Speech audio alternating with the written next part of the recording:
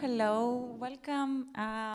Thank you so much. Thank you everyone for joining us in the last session of the Feminist book club of CPDP 2024, which is a series of special sessions of Gender, Law and Technology Reading Group of Law, Science, Technology and Society Research Group of the Vrije Universiteit of Brussels. Welcome, Anna. Can you hear us? Perfect. Yes, I can hear you. Hi. Hello. So today we will host Professor Anna Gjika, the author of the book When Rape Goes Viral, Youth and Sexual Assault in the Digital Age. But before introducing you, Anna Gjika, and the reviewers of the book, I would like to give you a very brief overview of the session's format. First, we will have a short round of introductions of the author and the speakers, the reviewers of the book. Then we will have the book presentation that will be held by the author, Professor Anna Gjika, for 10 minutes. And then we will have a short discussion with the author for 5 minutes. We will do our best to keep the time. And last but not least, at the end of the session, we are going to hear the feedback of the reviewers, and we are going to have a discussion on some topics that are addressed in the book. Before starting, do you have any questions? Cool. Let's start and not waste any more time. So, I am very, very thankful, Anna, for accepting the invitation to present your book. Professor Anna Gjika is an assistant professor of sociology at the State University of New York at New Paltz. Her research explores the intersection of gender, sexual harm and technology, and socio-legal responses to gender-based violence. Thank you so much for taking the time. And now the floor is to reviewers. I would like to introduce you. The reviewers. First, we have Andriana Efthymiadou. Pronouns are she, her. Andriana is a policy analyst at the European Parliament's Research Service, where she is responsible for requests by LIBE, FEM, Jury, and CULT committees. She also delivers policy info sessions on knowledge sources on migration policy to members of the European Parliament and their offices. Andriana is also a member of a research team focusing on eliminating violence against women under the Center for Study of Crime in Greece. Before joining the European Parliament, Andriana worked as a policy assistant in the European Commission's department in charge of migration and home affairs, where she was responsible for the field of child sexual abuse. She is also a qualified lawyer in Greece and has worked in the field of migration in the Greek borders. I would like to highlight that Andriana is here in her own capacity, not representing the European Parliament. Next to Andriana, we have Mireia, pronouns are she, her. Thank you so much, both of you, and 3 of you, who took the time to be here today with us. Mireia is a political scientist and jurist deeply committed to social justice. She is a strong advocate for human rights and has worked on several initiatives aimed at promoting equality and inclusion, in particular for issues related to youth and women empowerment. At the moment, she is the head of policy and community at Ethicas Foundation, an organization whose aim is better for all. Next to Mireia, we have Luca, pronouns are he, him. Luca Stevenson is a sex workers' rights advocate and has worked at grassroots and international level promoting the rights and inclusion of people selling sexual services. He is the former coordinator of the European Sex Workers' Rights Alliance, and thank you so much, all of you who are here today. Welcome. So, the floor is yours. Anna, you have 10 minutes for the presentation. You are going to use also the PowerPoint slides that, can we show this? Perfect. And yeah, can you see? Perfect. Okay, so the floor is yours. We are really looking forward to hearing more about this interesting book. Thank you, Anastasia. Thank you, the reviewers, for showing up, and everybody else for coming today. I'm really excited to hear what you thought of the book. One thing that I want to say in setting this up is that this book is written very much in the North American context, which means many, not all, of the case studies that are discussed in it, the laws discussed in it, some of the legal issues discussed in it are quite specific to the US and to North America. However, I draw on research on tech-facilitated violence from the UK, from Europe, from Australia, Canada. So it's hopefully it's international in that capacity. But I'm really interested in talking through the similarities and the differences between what's happening in the US and what's happening in other contexts, right? So I usually introduce the book by reading the case study that opens it, just to sort of situate everyone in what the book is about. So if you let me, I'll just do that now. On a late August evening in 2012, students from Steubenville High School in Ohio hosted a series of house parties to celebrate the end of summer.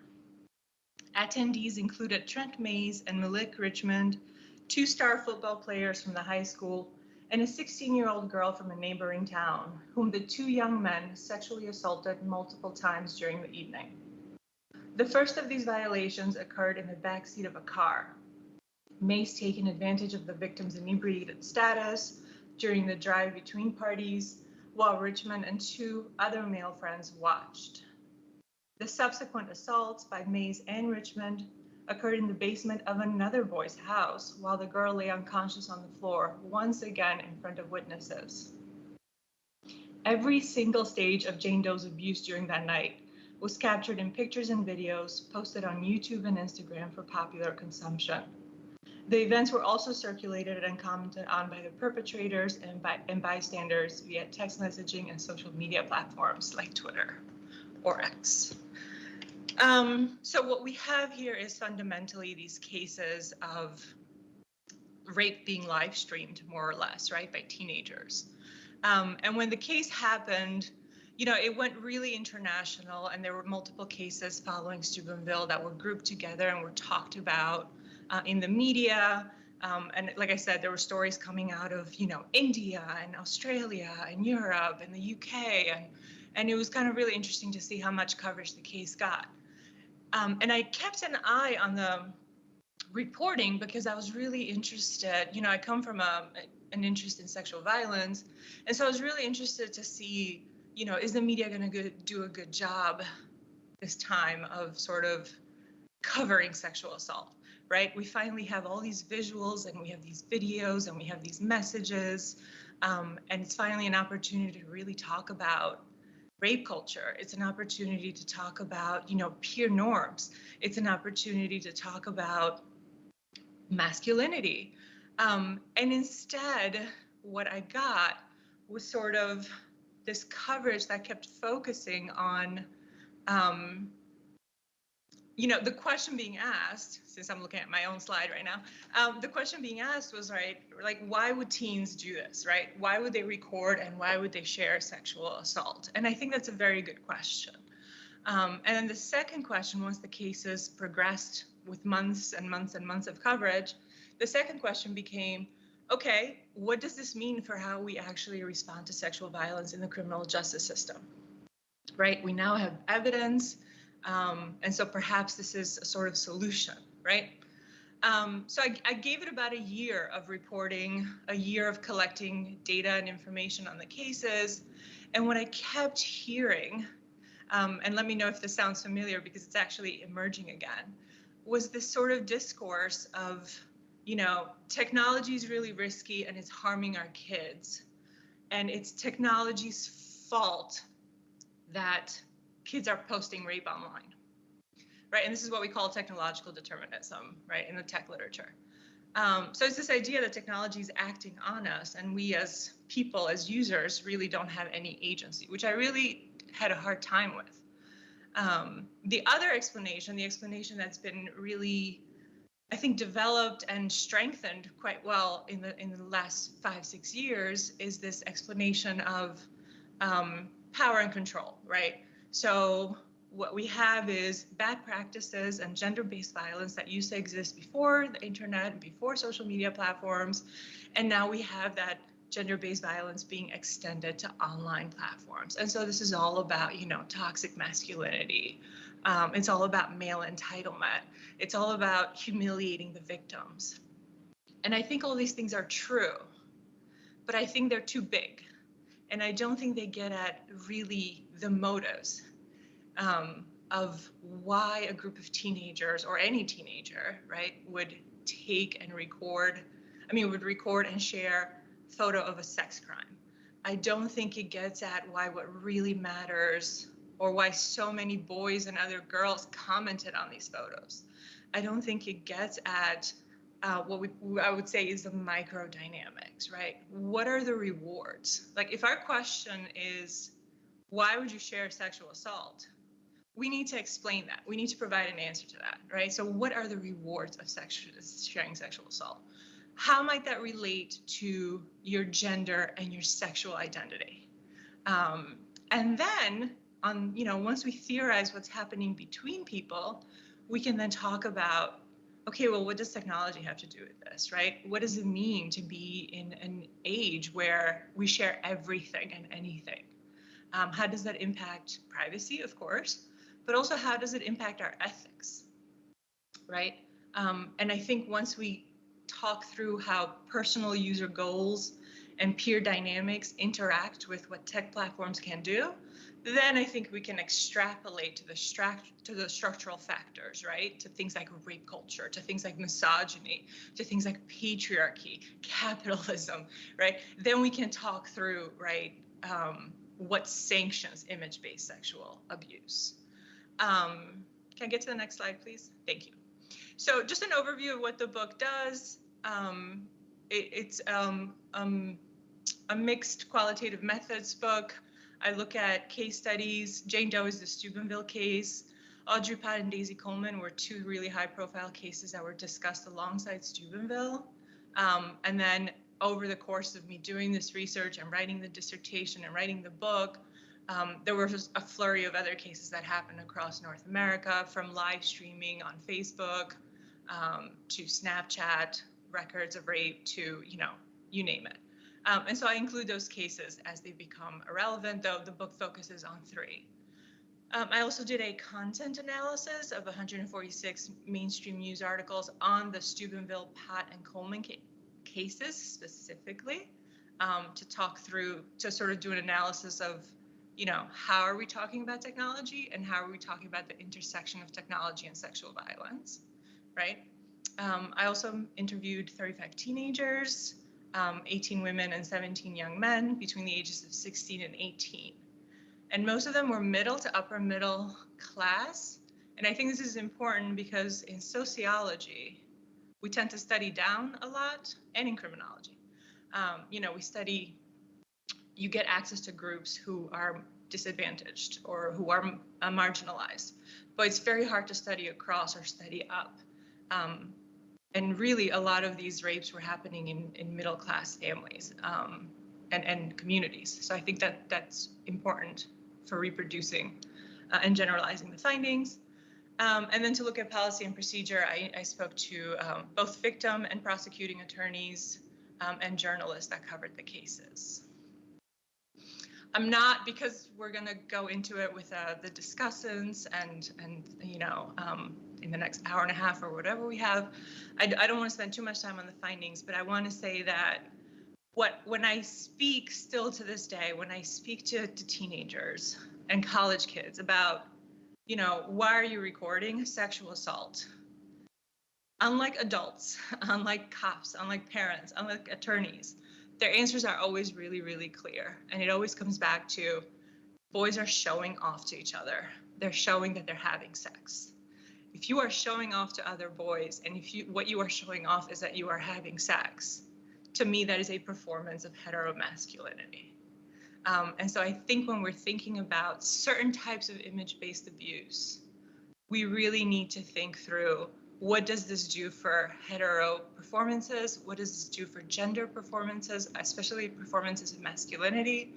And then kids also spoke about how, one thing that emerged in the focus groups was that the teenagers who were popular, who were participating in sexting and non-consensual nude sharing, they were more likely to justify and normalize this behavior, and the kids who were a little bit more conservative or maybe shyer or less popular would talk about it in a way that, my friends would never do this. I don't think this is okay. And so I think peer norms also end up really mattering, right?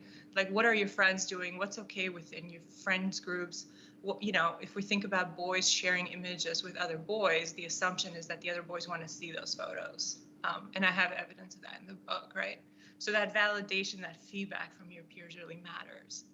And then I talk about how traditional gender norms are really internalized by young people. Sorry, can you go back?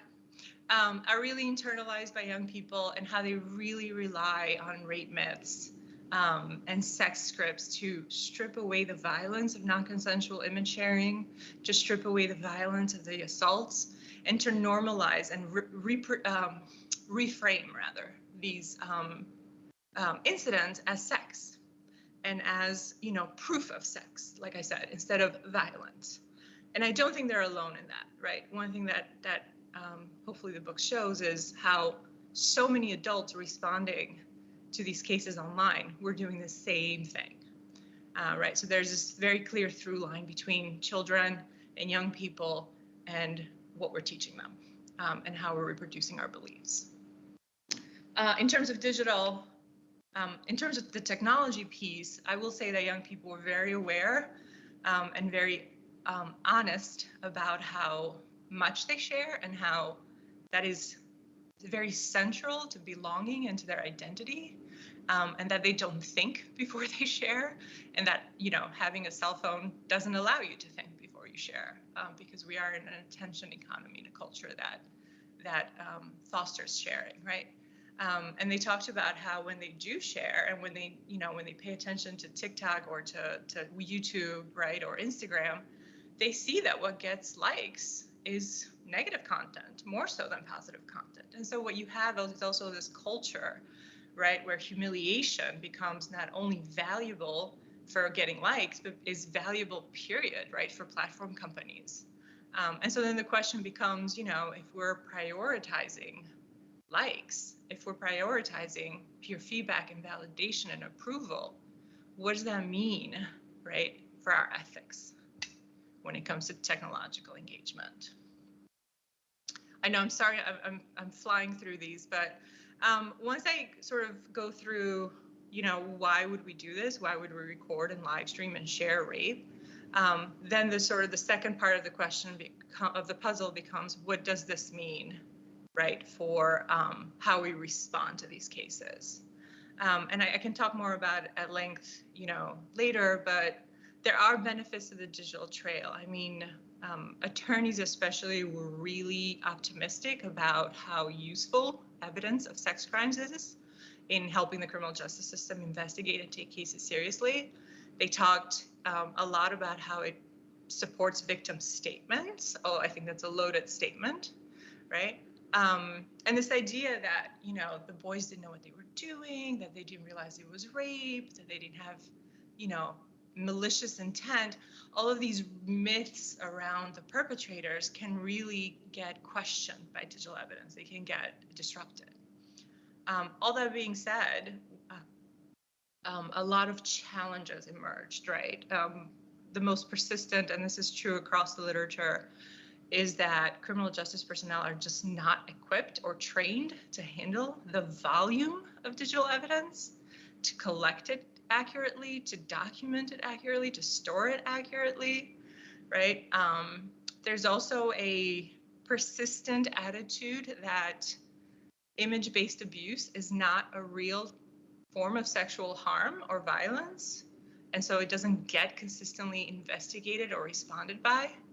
I think the digital trail, despite all of its benefits, is actually really harmful for survivors because it opens them up to a lot of scrutiny. Just the way that we can look at a perpetrator's digital trail, we can also look at a survivor's digital footprints and question whether or not, she's believable, she's trustworthy, she's an innocent victim, so to speak, in quotes, right? And so it ends up in a lot of ways reproducing some inequalities when it comes to who gets investigated, who gets believed, who gets punished, right? And then I conclude the book, of course, with interventions. These include educational interventions. If we're talking about sex scripts that reframe rape as sex, and that means we really need, especially in the US, we need serious sex education and conversations around sexual ethics. And I think only once we have these conversations can then we talk about what does it mean to participate with social media ethically and what that participation might look like and how it interacts with your sexuality and your gender identity. I think we need massive legal reform. This is definitely a place where the US and Europe, for example, are very, very different. We don't really recognize digital harm and image-based abuse here very well. We certainly do not apply it consistently. We don't train police on it. And we have almost no restorative interventions. Everything is about criminalizing and locking people up. And I think that's a real problem if we're talking about 15, 16, 17-year-olds, right? And then there's, of course, the tech industry, which is sort of the moment we're in now, whereas this conversation around, we should make it much easier to take images down, we should design for safety, we should think about privacy, right? And these tech companies should be transparent. I think I'll stop there.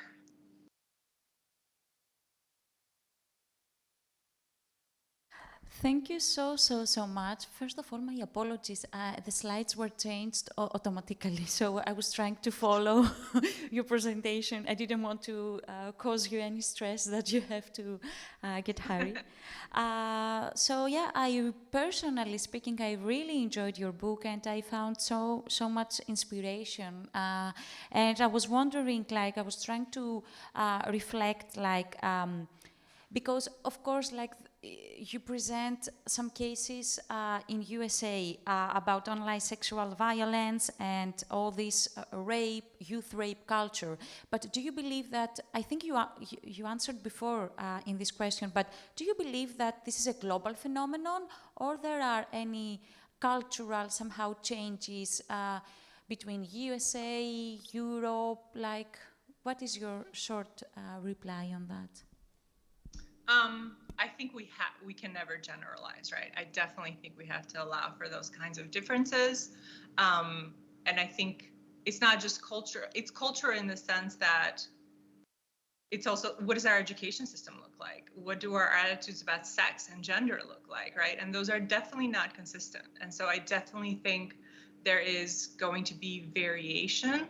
That being said, there has been a mainstreaming and an exporting of Western masculinity and heteromasculinity that I think allows for some commonalities, right? So it's sort of I think this is a useful framework, and I think we should keep testing it to see, is it different in different settings?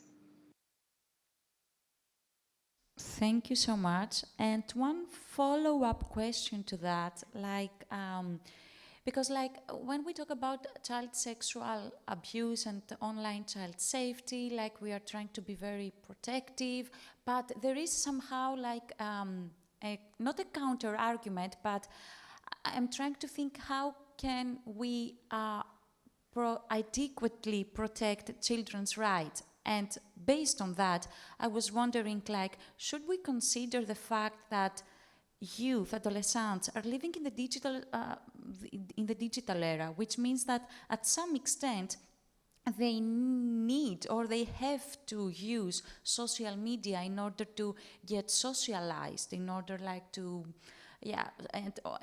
sexually somehow socialized. But at which extent we need to be protective, and at which extent we can somehow respect their needs. Of course, I don't mean by that we don't have to acknowledge that this is a rape, this is an online sexual harassment, but I think that somehow we need to design the technologies having into our minds that, okay, they are going to use it also for somehow to behave sexually, like for sexual reasons. So, yeah, how we can find somehow the balance. I mean, like, of course, because we don't support, like, not to use digital technologies, but how we can educate them in order to use social media and use digital technologies in order not to harm the other people, but, okay, take benefit of it. Yes, yeah, I think this is why an ethics framework is really important, right? But I think you're right. I think there has to be, you know, I'm never going to be a believer of removing access as a way to keep people safe, right? We know that doesn't work. We know that doesn't work with alcohol. It doesn't work with tobacco. It doesn't work. And so this idea of removing phones, removing social media, changing ages, I don't think that's helping anyone develop coping skills or literacy skills when it comes to managing social platforms. I also think it's very hypocritical of adults who also participate in image-based abuse and live streaming of rape and doxing and all these things, right? To say, oh, I can do it, but you can't as kids, right? I think it's very much a put your head in the sand sort of and hide from the problem approach.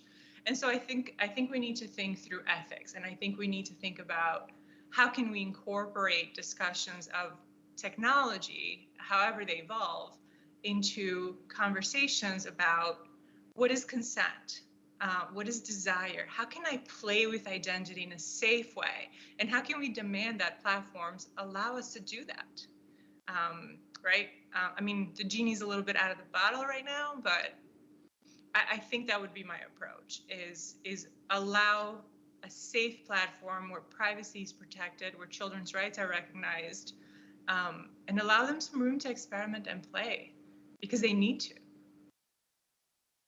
Thank you so much. Fully agree with that.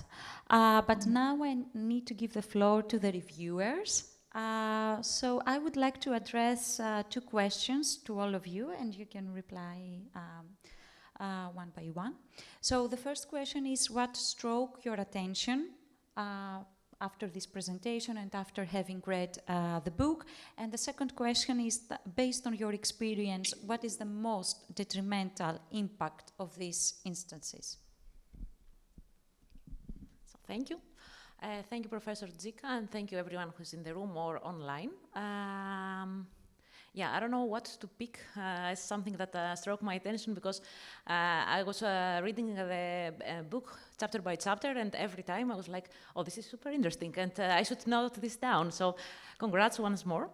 If I had to pick one or maybe 2 aspects, I would say that I really enjoyed the fact that you raised the issue related to why youth, why teens decide to act like that, and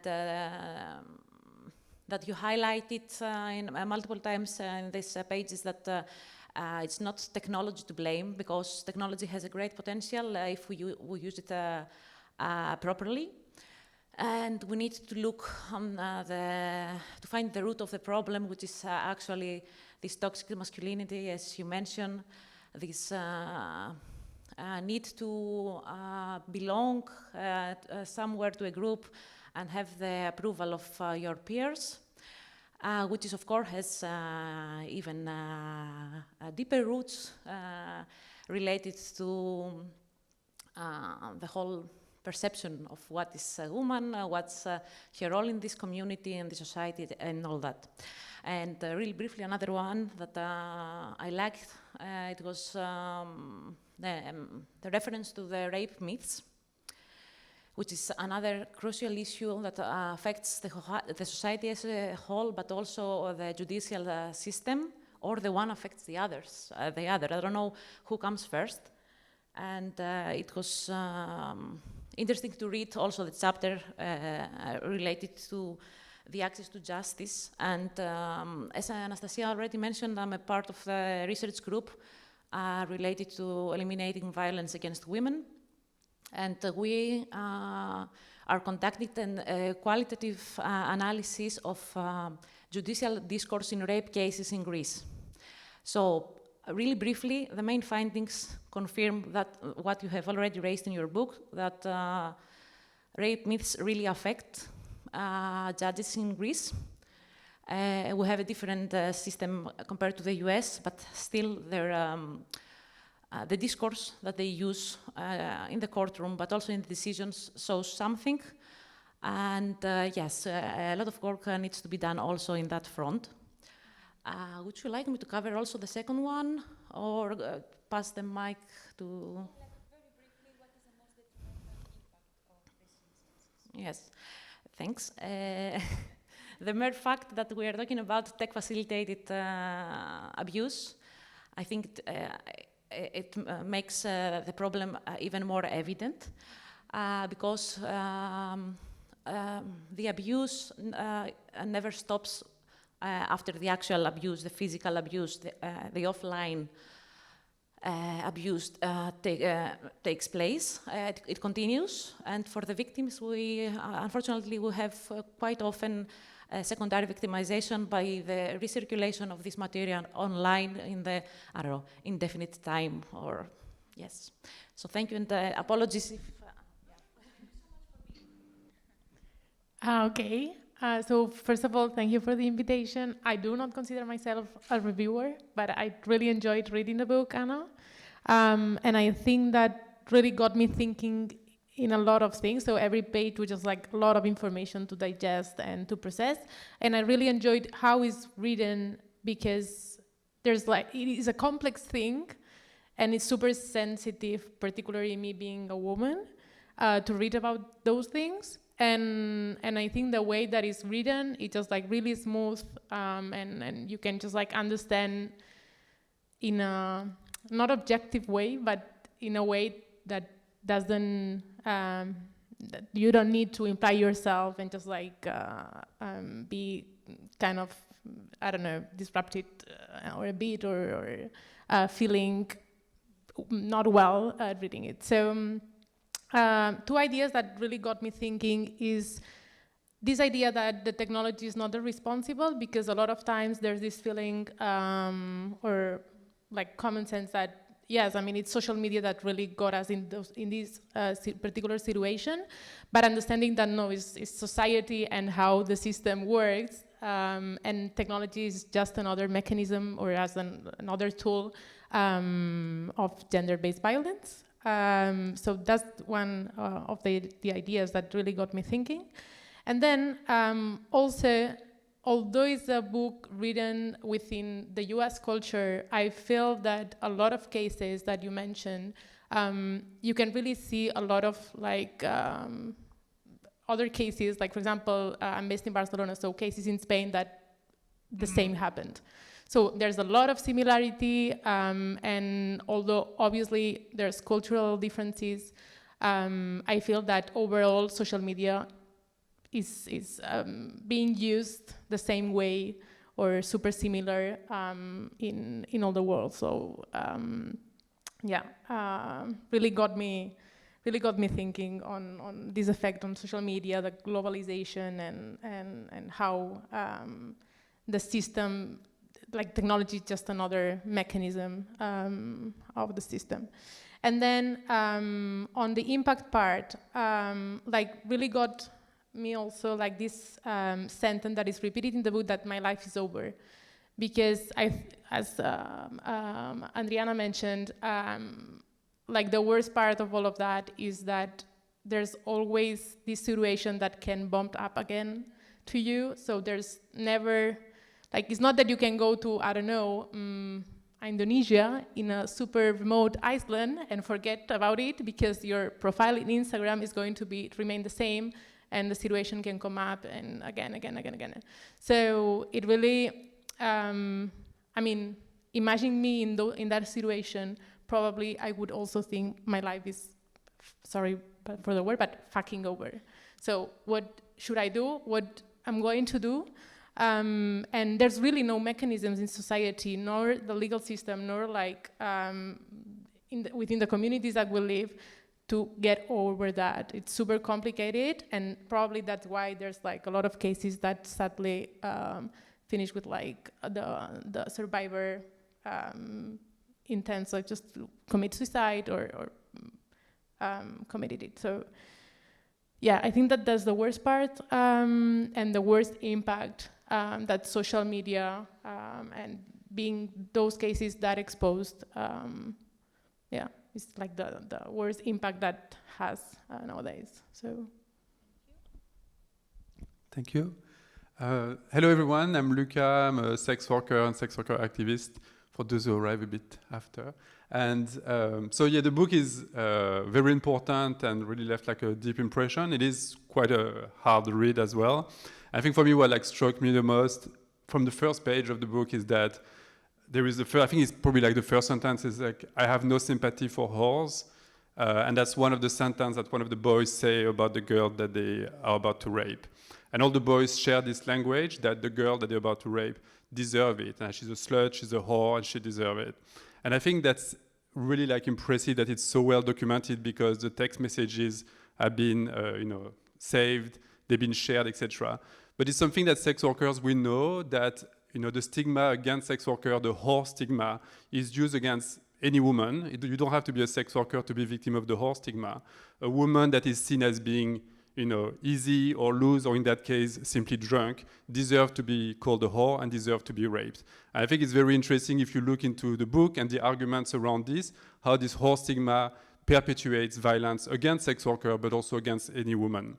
And that's something that sex workers have been calling for a very long time, to end violence against sex workers and to call for the end of the whore stigma, that no woman deserves violence and no sex worker as well. But what we see currently, globally, both in Europe, in the US, etc., is that there's really a push to actually continue to stigmatize and criminalize sex workers. Like there's a global movement for sex workers' rights where sex workers say, we know the difference between sex worker and sexual violence. Many of us are survivors of sexual violence. We know when we're doing sex work and we are consenting, and we know when we are victim of sexual violence. But sadly, the voices of sex workers, because of the stigma, are not listened to, and we can see whether it's at the European Parliament or at the UN at the moment, in Spain, in the Parliament, there is always laws that try to abolish prostitution by criminalizing clients, criminalizing third parties, and silencing sex workers. And I think this book shows how important it is to really realize the impact of the language that has on like young mentality, and why it's so important to say that sex workers need respect. We know that the word whore, pute, puta, in many languages, is one of the first insults that is used to debase and defame and put down and humiliate women, also like women in all their diversity. I think for me that was really important to notice that. But also, what I found really interesting is this language around we can end violence. Technology can end violence, or this policy or this law can end violence against women. But actually, this is such a complex phenomenon that I think you really need to have like wider discussion and engagement with a lot of different actors. And often the first people, the perpetrator of violence, or the one who could be perpetrator of violence, like young men, are not engaged in this conversation. And I think both in the world of policymakers and technology, there is this idea that like, this measure or this system or this tool is going to be the right way to end intimate image-based abuse, for example, or is the right tool that's going to end violence against women or against rape, or is going to end rape. And the reality is that it's much more complex, and we need to have much more conversation about this phenomenon, and I think this book allows like more conversation around this. And it's similar to discussion around prostitution and around violence against sex workers. There's always conversation around like the impact of pornography on young people, for example. And it's definitely an important topic to address. Pornography and violent pornography can sustain and perpetuate this idea that women deserve to be humiliated, violence against women, etc. But the answer that we have is that, oh, what we need to do is abolish prostitution, is to abolish pornography. And we know that actually doesn't work, and it recreates like a more complex environment for sex workers and people who are surviving through sex work to operate. So I think it brings a lot of questions. Sorry, I just want a bit of like tangent. But for me, that was the most important element. And very briefly, on the part around access to justice, I think this is extremely important as well. I think in that case of the young woman who committed suicide, she actually suffered like extreme, like, you know, sexual violence. But the difficulty following that was the wider like stigma that she received from society, the bullying, the gossip, oh, she deserved it, or maybe she lied, etc. And then that fact she couldn't face this. And when we work with sex workers victims of sexual violence, the sexual violence is extremely traumatic. But what is often more traumatic is having to go through court, relive the experience, being told they deserved it by the police, by the criminal justice system. To give you one example, I just worked with a sex worker in Portugal who was victim of extreme domestic violence, took her husband to court with a broken arm, bruises, brought her husband to court, and the judge says, if my wife was a whore, I would do the same, and the case was dismissed. And that's one very concrete example, but it's the reality for so many sex workers. When you try to bring up cases of violence, you are actually being ignored, laughed at, humiliated by the police and the criminal justice system. And I think that's a really important topic we need to discuss more. And as you were saying, that criminalization and the criminal justice system is not the right tool, is not the right system to address such a complex issue as violence against women and violence generally against marginalized communities. Thank you. Thank you so much, all of you, for your great feedback. I was reflecting, and I would like very briefly, if I may, to share my personal remarks on the book. I have 3 remarks. The first one is that, as you said, if I can add on what you said, that to me, the most detrimental impact of these instances is the societal impact, because we see that how easily we can disseminate this content online and on social media platforms. And this is so like harmful to the society at all, because we create a culture that we normalize violence, because we can so easily make a repost of that, and we can so easily disseminate this content. And we create like a mindset that, okay, this is normal. This is not like a violence. This is not so harmful. This is so normal to do so. And the other remark is that somehow the digital evidence aspect of that. Because in the cases that you have shared, like social media platforms helped a lot to prove that these instances happened, because there were many digital evidence, pieces of evidence. But there are some other cases of image-based sexual abuse that finding the evidence to prove that these instances happened is super hard, because you don't have access to this information. You cannot track how this content was illegally leaked online. So I was wondering, like, how we can tackle these instances through legislation, through technology that actually facilitates these instances. Like, for instance, the fact that on Meta, on Facebook, like on Instagram, on Facebook, we can make a screenshot of a story, or like we can make a screenshot like of a post without like filtering or evaluating or like wondering if this content was shared indeed consensually, or like if this content can be somehow reposted. So yeah, and last but not least, I realize, unfortunately, that gender-based violence, some forms of most of the forms of gender-based violence are combined with other forms of gender-based violence. For instance, in your book, like this image-based sexual abuse was combined with the sexual speech. So yeah, like, can we tackle like solely the instances of image-based sexual abuse, or should we consider in general the rape culture, the youth rape culture and how this is replicated in the digital era. So, based on that, how do you think that we can holistically address these instances? By using technology, by somehow improving the legislation, and of course feel free to make any remarks regarding the European legislation, the EU GBV directive, etc. And additionally, how we can envision, how we can take some inspiration from the feminist theory, from the feminist movement, in order to envision a better future. The same. You can start. Yeah. Okay. So thanks, everyone, for your remarks as well, and for Anastasia and the questions. So technology facilitated abuse or online abuse of women and girls, unfortunately, occurs in different ways. And digital platforms, in a lot of these cases, facilitate the distribution of this material even further. The worst part of it, in my opinion, is that this is just a different manifestation of this violence.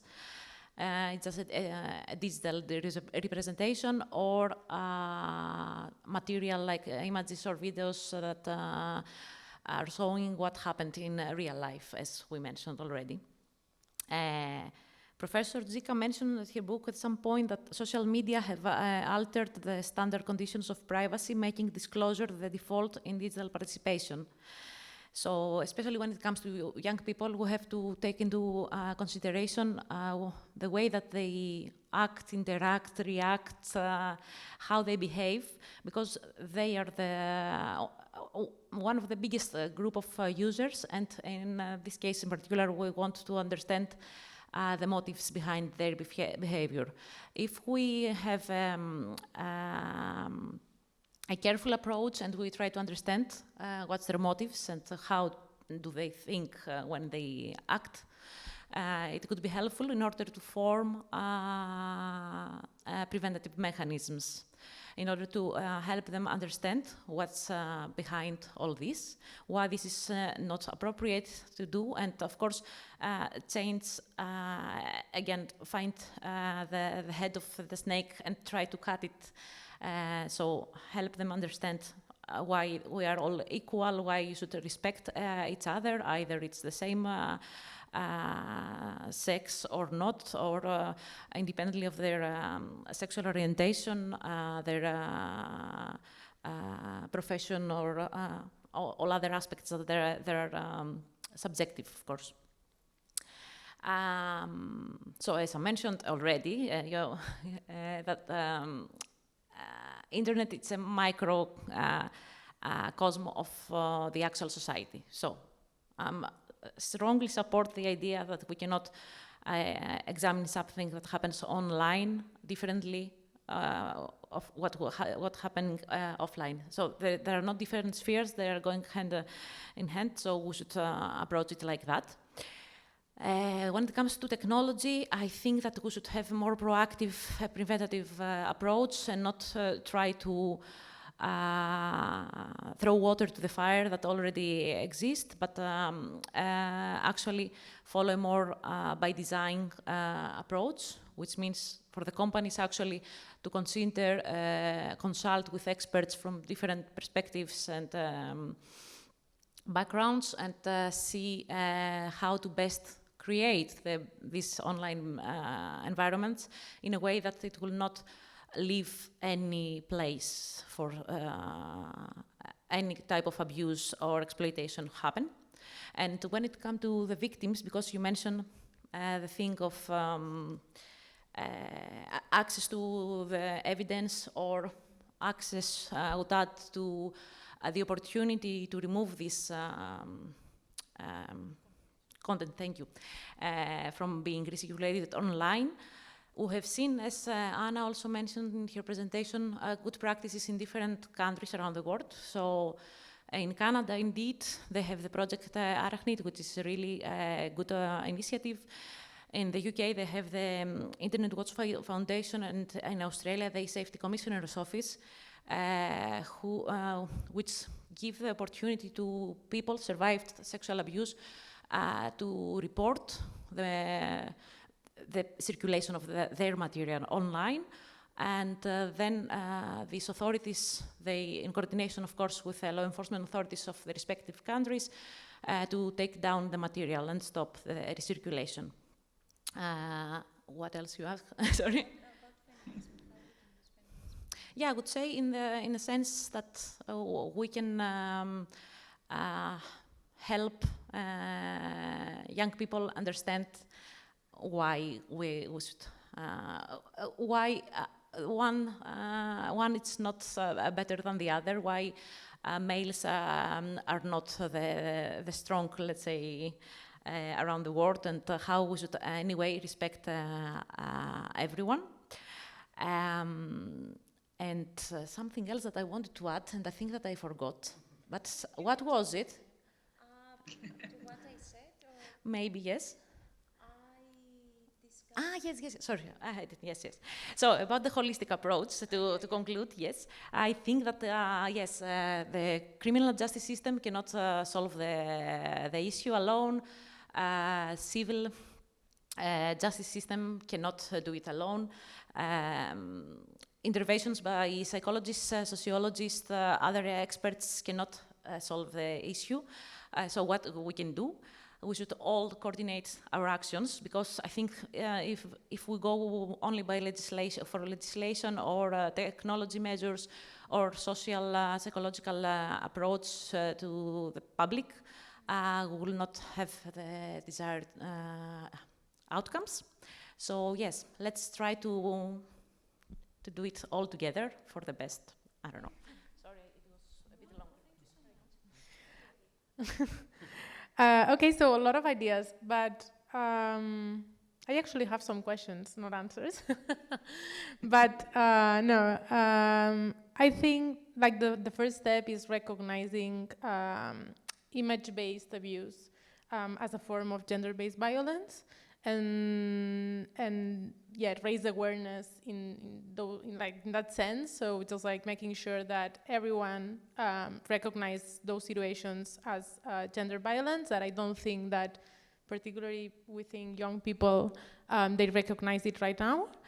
Then I got this question also reading the book on is something that is going to get better within generations, because for example my parents didn't grow up with a phone or social media, and it's not that nowadays they have social media, so they live it through me or my sister in that case. So I don't know if when we'll have like more generations that have grown up with social media, or for example ourselves, like now that we know and start knowing more of the impact of those platforms, if this education that we are going to give like future generations is going to be better or actually worse, I don't know. So just like a question that got me thinking.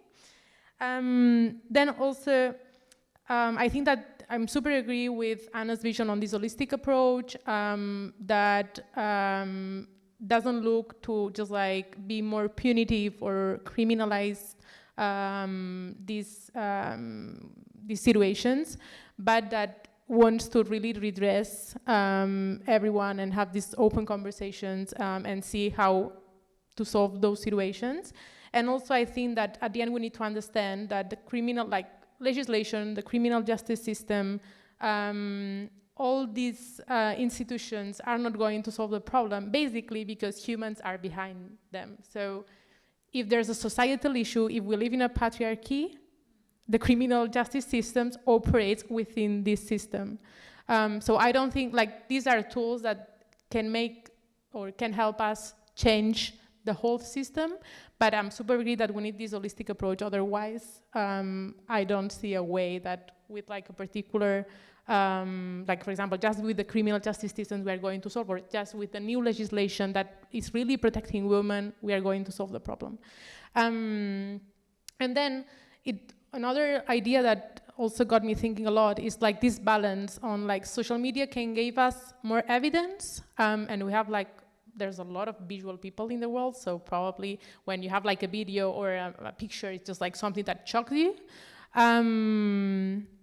But also this like super negative effect on the victim, and how the criminal justice system can quantify the damage that is going to impact the survivor. Because if the perpetrators have to pay the amount of money that this woman is going to carry during her life, I mean, it's really possible. Like, how are we going? Like, how is the criminal justice system going to quantify that? And just to finish, there's been a big case. It's true that I have these mixed feelings with this evidence approach that social media can give us. But it's true that in terms of prevention, for example, there's a case in Spain, I think it was 2 years ago or so, that a really famous guy in TikTok just said online, having a conversation with another guy, that no, yes, we had a sexual relation with that girl, and she said that she wanted protection, but I said to her that yes, but in reality, I didn't use any protection, and that the video went viral, everyone started complaining, and actually it was like a good consequence of all of that is that the public administration could do something about it, because there was evidence online that this guy did it. Without this person, this woman, well, probably, I don't know if she knew or not at the time, but without having to start a process, it was already the public administration starting a criminal procedure against that guy. So maybe in those cases, evidence in that sense can really help, and can really just position or just have evidence to start an action without being the survivor starting it. But I don't know in the cases that there's a survivor implicated that goes and denounces, etc., if it's worth it at the end. Thanks. And very briefly, to respond to some of your points, so the issue of intimate image-based abuse is also very relevant for sex workers. With the organization SY, we published this report on the issue of intimate image-based abuse for sex workers. And for example, if you're a sex worker, you might consent to have your image, you're on OnlyFans, you do a video for a client, you receive some money, and that's the extent of your consent is with this one person for this one act. But maybe this image is being leaked, and for most of the sex workers, there was just this idea that there's nothing to do about it. You kind of agree that, well, I shared sexual content online, there's not much I can do if the image is shared further. So they kind of internalize victim blaming. That's basically, it's my fault if I'm victim of intimate image-based abuse. And I think in the book it was also very relevant that this victim blaming was beyond the circle of perpetrator. It was also society at large, the people commenting on social media, etc. So I think deconstructing and understanding where this victim blaming mentality comes from could do a lot to help, and in particular for groups which are more marginalized and have very difficult relation with police or criminal justice system. An easier way to go and report intimate image-based abuse would be very important.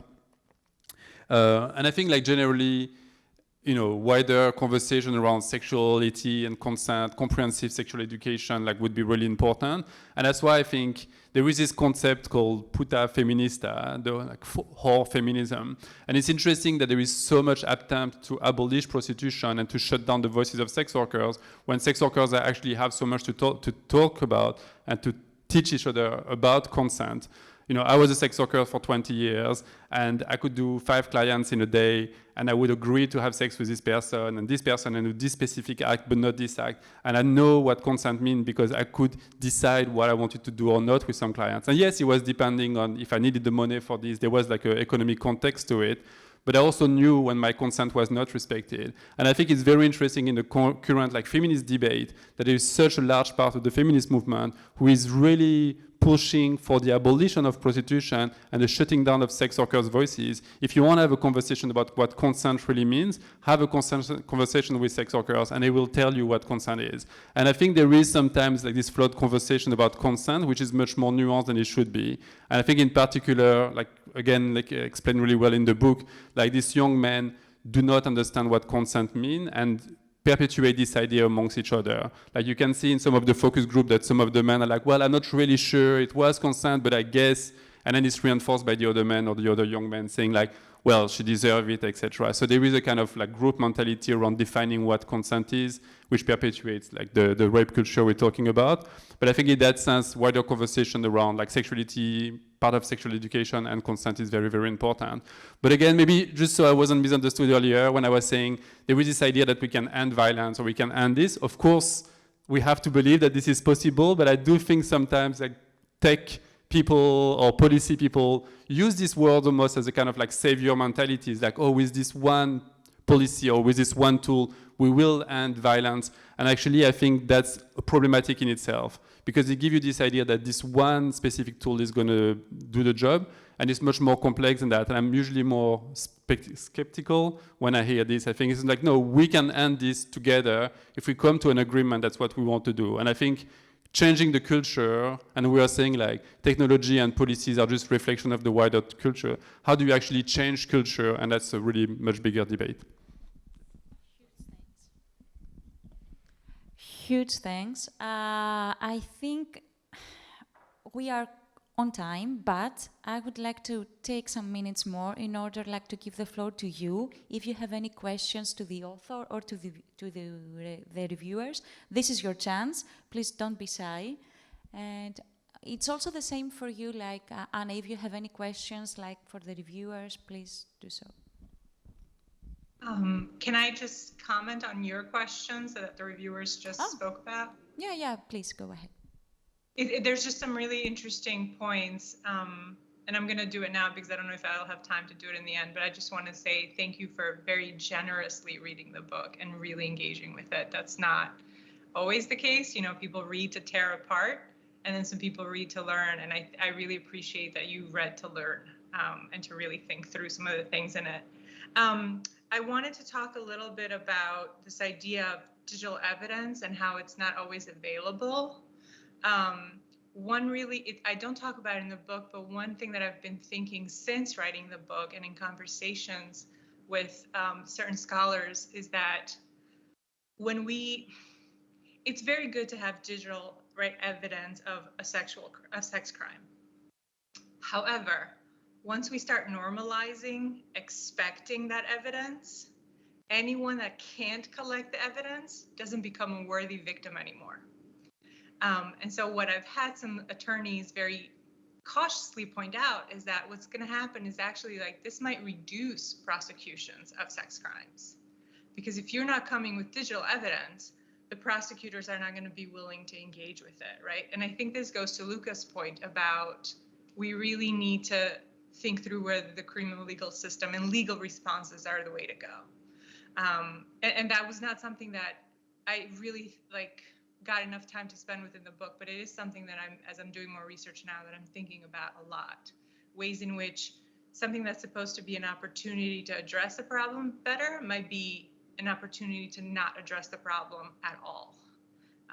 Because really the criminal legal system fundamentally, isn't dying to address sexual violence, right? And this is, I think, Mireia, I think you said something similar, right? Like they're not really interested in a patriarchy to engage with it. So that's one thing to think about. I think one thing that I hear in common amongst all of you, and that I also think through and talk about in the book, is that I really think solutions, I'm also not optimistic that we're going to solve violence against women, but we can try. We should try.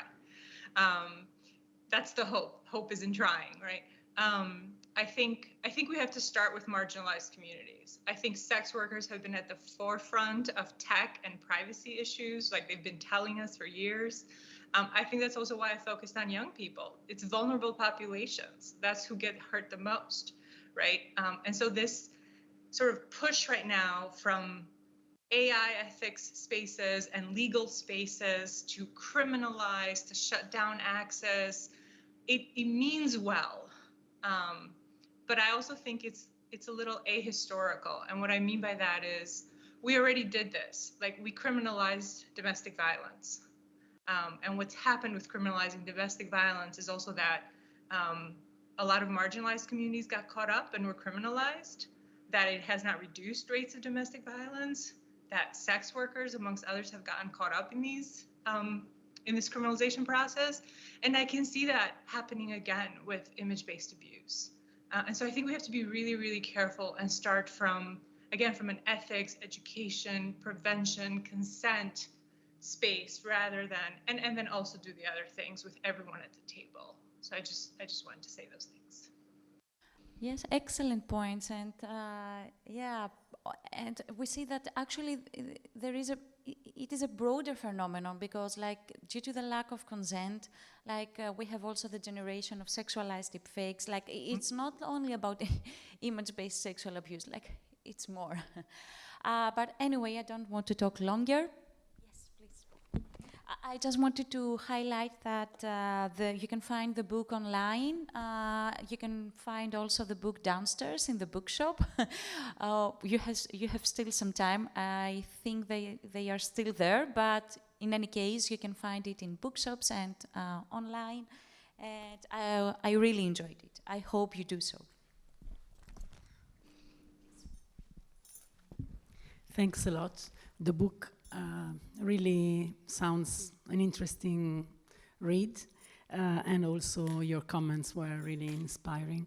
My question was, to the author, on whether in your research you had the way, but consider I arrived a bit late, maybe you were already mentioning this, but the question is about how the increasingly widespread anti-gender rhetoric has an impact on this phenomenon amongst the youngsters, because this is really attached to revamping traditionalist approaches to masculinities and heteronormativities circulating in far-right environments, but then taking a more widespread. And then also I wanted to briefly comment on the divides in the feminist movements that I've been mentioning, because this is really critical, and starting from the perspective of a research, action research project I'm part of, the FIRS Horizon Europe project. We are studying anti-gender movements, the arguments they use, the rhetorics, and also the reactions from the feminist movements. And basically what is also happening is that a part of the feminist moving is embracing anti-gender arguments, and that is very close to what you were mentioning, because there are divides, so prostitution and not sex work and sex workers' agency, transphobic attitudes are presented as if they were radical feminist attitudes. So it's really a complicated scenario, and interested to hear your view on this. Thank you. I don't know when you came in. I did talk a little bit in the beginning about how this is very much about heteronormativity. So one thing that I tried to do in the book is sort of center my analysis on what young people said, and just take them at their word, and then kind of do the, okay, I'm a sociologist, let me help explain what they're explaining. And so I will say, when I talk to young people, I was looking for things like pornography and, very traditional, very basic things, and none of that came up. And so I didn't get things like, oh, conservative ideas or Andrew Tate or, this is what I saw online. None of that came up, right? What I do with that information is that I would say that just like the feminist movement, I don't think we're as progressive as we think we are when it comes to gender norms. I think there's still a lot, especially in the US, there's a lot of traditionalism still. So young people still talked about, guys are aggressive, they are horny. I'm sorry, I'm going to be a little crude. All they want to do is have sex, and women should just be there for their pleasure. And girls were kind of like, yeah, that's what we have to do. We have to keep ourselves safe. And that to me is very old, very traditional as a point of view. There's no sexual agency for women at all, right? But their views do not exist in a vacuum. And you're right in that I wouldn't even call it a right. There is there's definitely a movement towards a rise of the right and a movement toward conservatism. But I think all that's happened is that we see it more because of social media. I think the heteromasculinity backlash has been there since about I would say the 90s or 2000s, right? Early 2000s. You're right. There's been too many gains. And so that rise makes sense.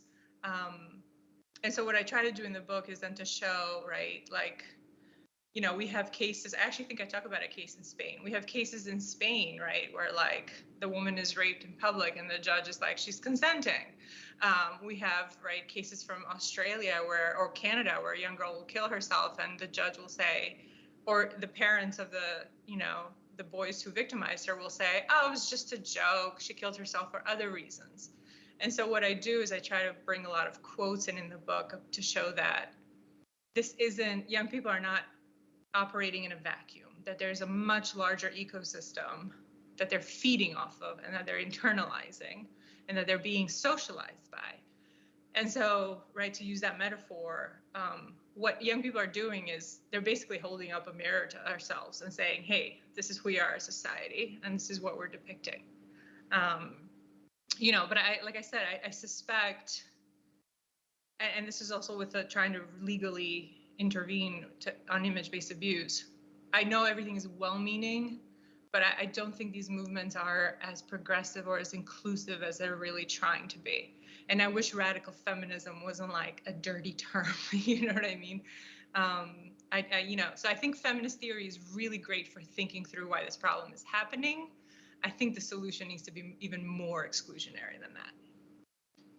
Thank you so much. Thanks to everyone, to every of you who attended this session. Thanks to the reviewers for having the time to read the book and provide their valuable feedback.